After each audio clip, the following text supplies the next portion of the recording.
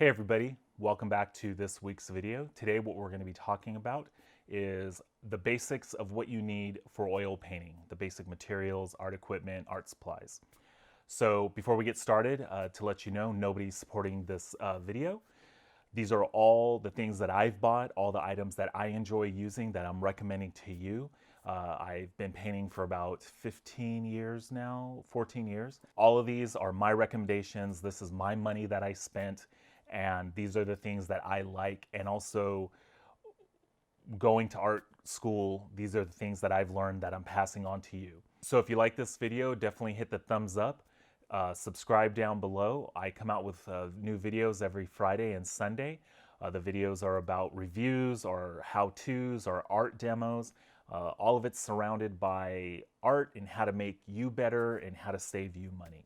So definitely subscribe. Also leave a comment in the comment section below of videos that you would like to see, products that you would like to review. We're going to go over oil painting supplies that are needed for a beginner. If maybe there's something that you would recommend to a beginner, definitely leave it in the comment section below. We can learn a lot from each other. So let's go ahead and get started. And what we're going to start with is this palette that I have right here. This is a Stay Wet palette, STA-WET palette. Again, I'm not sponsored by anybody. The links in the description below are affiliate links. I will get a small commission from those, but that's to help this channel out and allows me to buy new equipment in order to review for you guys or to test out or to put up new videos and new how-tos. So definitely use the links in the description below. But beyond that, I'm not sponsored by anybody. So this is a Stay Wet palette, and how this works, it's kind of like almost like a Ziploc, not sponsored by Ziploc. It's like a Ziploc tub where this will come off and you store your paints. And as you can see, I got a bunch of paints in there. So, so yeah, this actually keeps the life of your paints for a few more days, as opposed to if you just left them exposed. By the next day, your oil paints will get a skin on them and they really won't be able to be used after a couple days. This extends the life of your paints by 2 or 3 more days. So definitely get this. And inside, and I can't show you inside, but inside the Stay Wet palette are these gray sheets, and I'll have a link in the description below that fit inside of them. And you put your paint out, and once you're done, you tear that sheet out, you crumple it up, and you throw the paints away, and that's it. And that's another item that you're going to need are those paper palettes. It's gray. You want to start out with a gray palette. If you get a white palette, it's just going to throw you off. The other thing you do beyond the gray palette is if you have a canvas, you want the canvas to be a mid-gray as well, because the white is going to throw off you trying to match colors. So definitely do that. That's going to help you out. So Stay Wet palette and the paper gray palettes is the first thing you're going to get. Also, remember with paint, with oil paints, they're highly toxic. So you want to work with them in a well-ventilated room, have a fan going, have windows open. You definitely want to do that because you can get headaches from it. You can get dizzy. It's not good times. You get lightheaded and it's not great. You can definitely pass out if you are constantly just inhaling the fumes. But the next thing that you want to get are these, what I like are these shop towels. You can get them at any automotive store, any home improvement center like Lowe's or Home Depot. You can get them in a 6-pack. I looked online and they're pretty expensive online, probably because of the pandemic that's going on right now. But yeah, you can find these at any automotive place. They're about somewhere between $12 to $16 for 6 rolls. And they're great because they're really thick and they wipe up messes really well.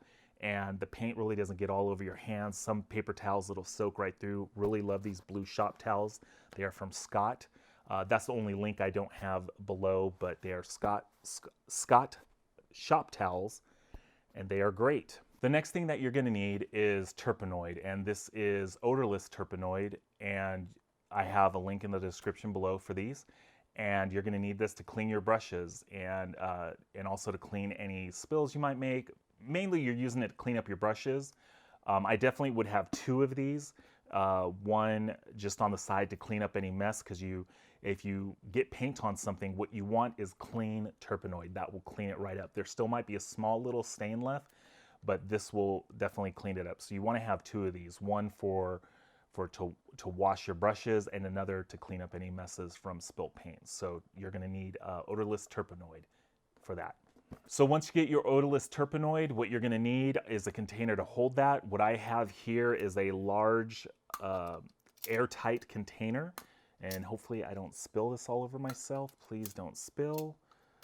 But as you can see, there is a rubber gasket in there that will seal the, as it's dripping on my leg, that will seal the vapors inside of here. Highly recommend this, especially if you live in a small apartment. Again, the vapors are toxic, and this having that gasket makes it airtight. I live in a small studio apartment. I use this. They excuse me. They also have glass jars that have like a metal coil that you rub your brush up against. You can get that as well. Those are great, and I like using those. The only reason I don't have those right now is I live in a small studio apartment. They're not really airtight, and breathing in those fumes is the concern for me. So I get this. This is about $30. It's kind of expensive, but it's worth it to me. I will have a link in the description below to this, but also to the glass jars with the metal coil in it. Those are about $6 to $9. So if you have a workspace that is separate from your living area, those are great to have, and you'll save a little bit more money. I also like these. They have smaller ones for traveling. Obviously the glass ones can break easily. These are metal. They have a smaller one that's like a 2 clamper, one on each side, and it's smaller, and it's great for traveling. The next thing you're going to need is medium oil. What I like using is this gram walnut oil. It's a little less toxic than the other oils. And what you do is you get a small glass jar, not like the cleaning jars. They're at probably like 4 ounces. I'll have a link in the description below. And you use this for your oil medium. So you fill up that glass jar half full of this, and then you fill it up half full of the odorless Turpenoid, and it acts as a medium to kind of thin out the paints. You only need a little bit of that medium on your brush, like a drop or like 2 drops. You just kind of barely put your brush in, and a little bit will go a long way. But you definitely need, you can do linseed oil, kind of yellows over time. I like this walnut oil. It doesn't yellow. It's a little less toxic. And, but yeah, so you'll need this. You can also get linseed. It's cheaper than this, but again, your colors will yellow over time. So definitely get this. The next thing you're going to need, some people use, are rubber gloves. Some people paint with these. I do. I definitely paint with these because some of the paints are, well, all the paints are toxic. Not extremely toxic. The lead paints are. They have flake white, which has lead in it. But that's kind of getting phased out. But even if they didn't have that, I would still use this because the oil paint gets all over your hands, especially when you're loading up your palette. I would at least use this when loading up your palette because, like, you're putting the paints out on the palette, you're cleaning off your palette knives, and the paint kind of gets all over your hands and it gets in your nails, and it's not really good times.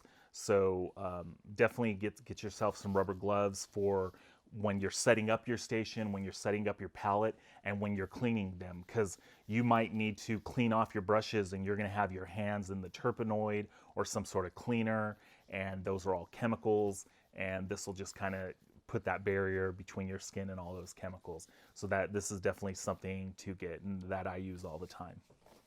The next thing you're going to want to get are some canvases. I have some 9x12s right here that I primered with a gray. You want to use oil paint. You want to mix some black and some lamp. I'm sorry, not. You want to mix lamp black and some titanium white, and you just kind of get this 50% gray. I mentioned those paper palettes, those gray paper palettes. When you get that, that's the color you want to match. So get your black, get your white, and then try to match the color, and maybe even go a little bit lighter than that palette color. And then that's what you want to put a thin layer. You get your medium that I recommended that you mix, that 50-50. And this is the time that you kind of use a lot of that medium because you want it really not watery, but you want it really thin, and you're throwing it on here, and then you just let these dry overnight. Again, the vapors are really toxic, so if you live in a small studio like I do, definitely paint them, leave them outside overnight, or do this in another room. Keep it away from the reach of children. If you have children or babies, don't do it around them. The fumes are not good times.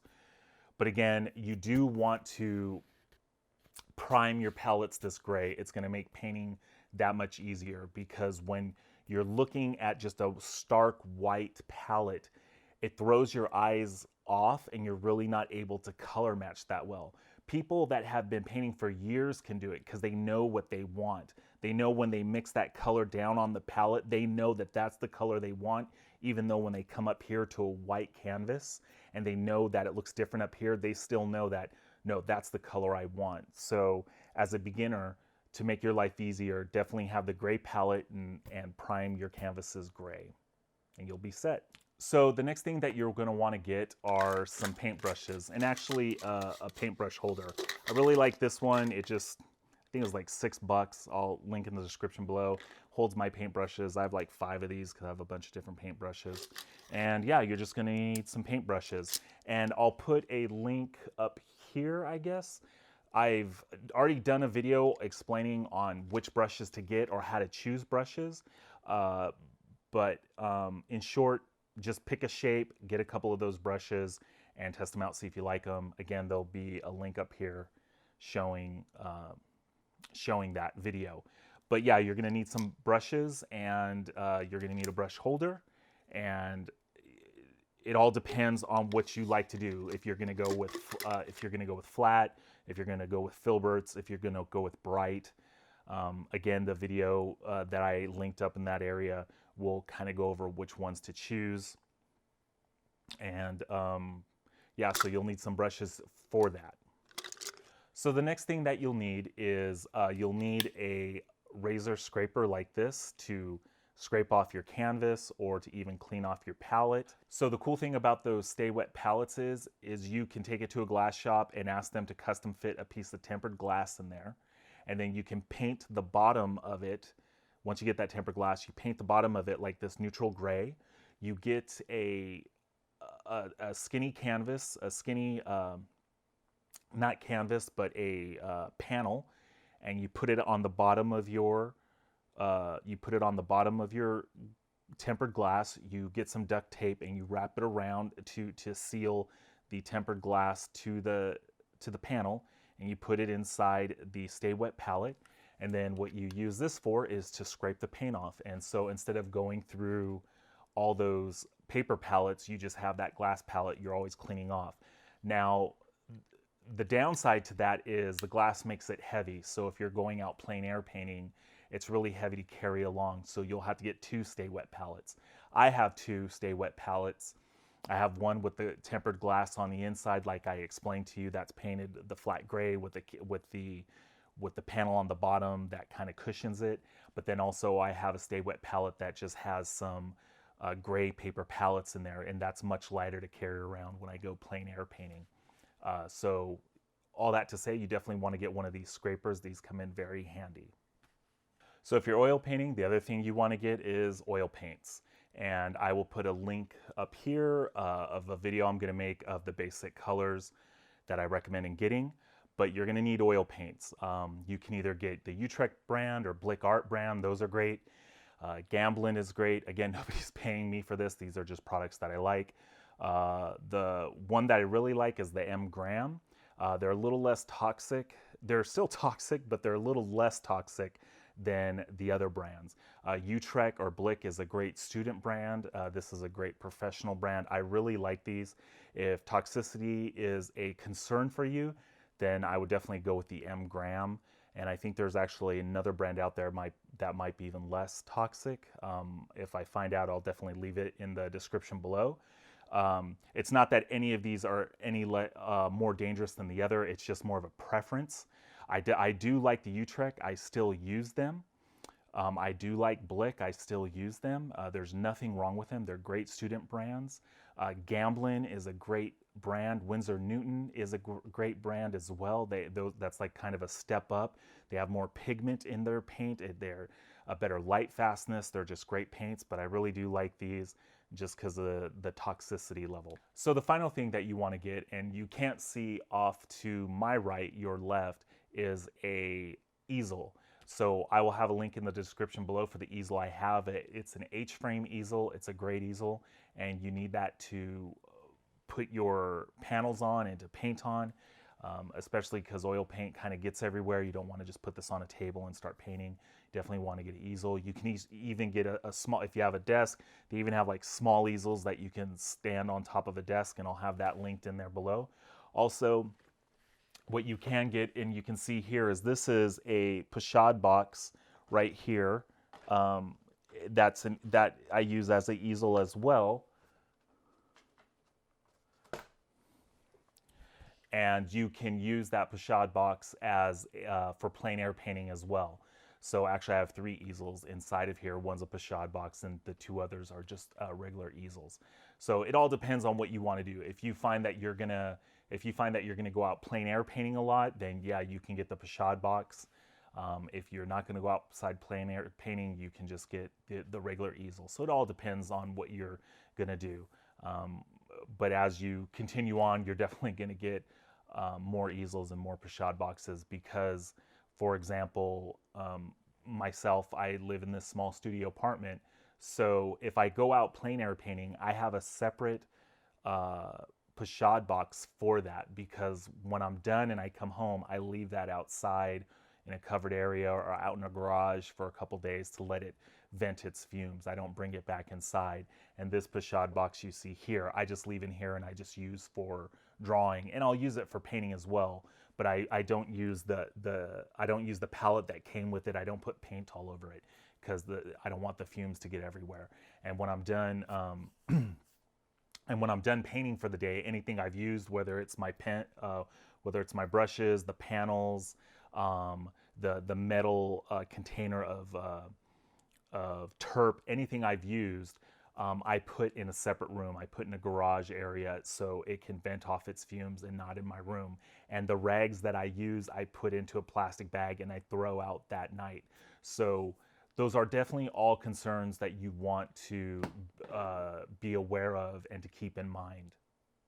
Just remember that everything that you're using, there is a toxicity level to it. You want to keep it away from children. If your wife is pregnant, if your girlfriend is pregnant, you definitely don't want to be using these items around that person because it does give off a fume. So if there's anything else that you guys think I've left out, definitely leave in the comments below. If you like this video, hit that thumbs up. Definitely subscribe. I come out with content every Friday and Sunday. I'd love to keep teaching you guys what I know and give you all the information that's in this head. Definitely use the links below. It's going to help this channel and allow me to come out with more content for you guys, test out new techniques, test out new materials, and give you new reviews. So hope you enjoyed this video. Have a great week, and we'll see you next time.